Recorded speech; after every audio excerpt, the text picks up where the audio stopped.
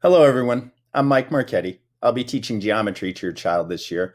And welcome to a historical year. That's the mindset that I'm going to try to embed in the kids this year. We have a chance to really enhance education in the future based on what we do this year, not only at Central Academy, but in the state, the nation, the world. I really think that we're going to make vast changes to the way that people learn and the way people teach, and they're going to be for the better. Um, what will class be like? That's a question that's usually offered up repeatedly at parent night. And so I'm going to predict that you want to know that. Our daily routine will be something of the effect of we'll meet in teams to start as an entire class. We'll go through some things, and then I will send the students to their tables.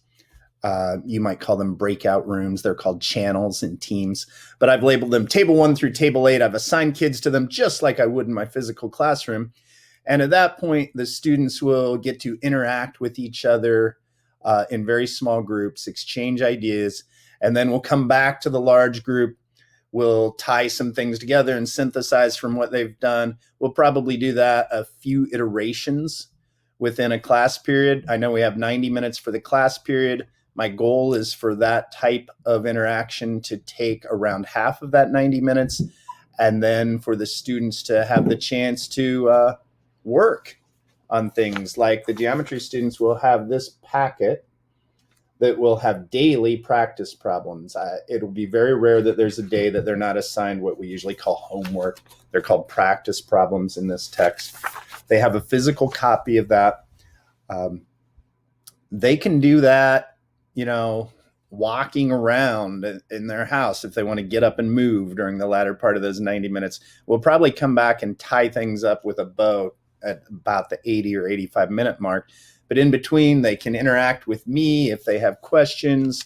They can work independently. They can take care of some things they need to take care of at home and do that work at 5 o'clock or 8 o'clock in the evening. Okay. My beliefs about teaching and learning, not surprisingly, align very closely with the curriculum that we have. It's why we chose the curriculum. I believe that learning mathematics and learning in general needs to be interactive. It needs to be dynamic. I can't be a passive participant and just be told stuff, right? I need to construct thinking and beliefs for myself, and then it will really stick. Our curriculum really forces that to happen, and that goes along with the way that class is going to be set up, where we'll be together, we'll be going over something, then I'll send the students off to go through a kind of warm up or preview activity and generate some ideas that'll be helpful for the day. Then we'll come back and discuss that. Then we'll go off and they'll do an investigation where they're really digging into the new topic and they're formalizing ideas through the work that they're doing. And then we'll come back and we'll discuss as a class and make sure that everyone has formalized ideas that are helpful and the right kinds of ideas. It's been proven to work really well. We have a great track record of it at Central Academy, and I'm excited to share the geometry with the kids this year. WeWigg, that's an acronym I came up with this morning trying to describe how we need to treat each other this year, the students and myself, and even you all as parents and interactions with me.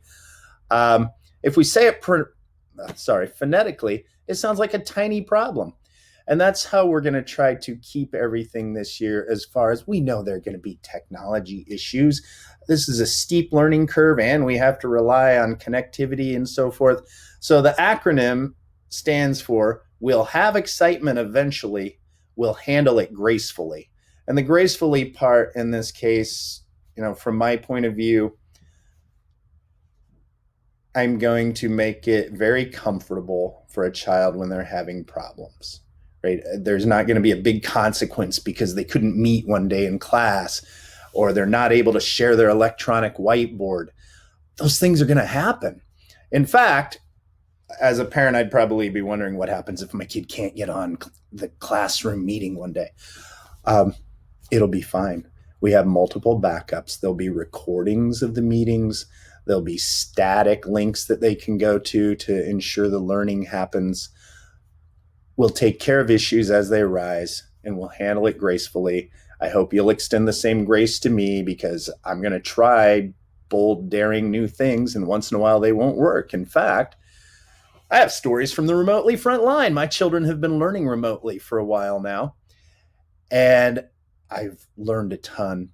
But one of the interesting things was an email from one of my boys' teachers just yesterday.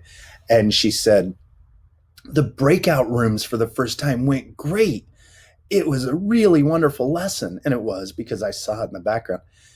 But then she typed, except for the fact that the first time I tried to send the kids to the breakout rooms, I crashed the entire class. Okay. Things will happen. I can always email your children if something drastic happens. So we always have the backup old-fashioned email as a means of communication. Thank you so much for sending your children to my class at Central Academy. I really treasure the opportunity to help young people grow and develop. It's why I got into teaching. I'm excited for another batch of students this year and to get to know some really cool kids and families and learn a lot along the way. Thanks again.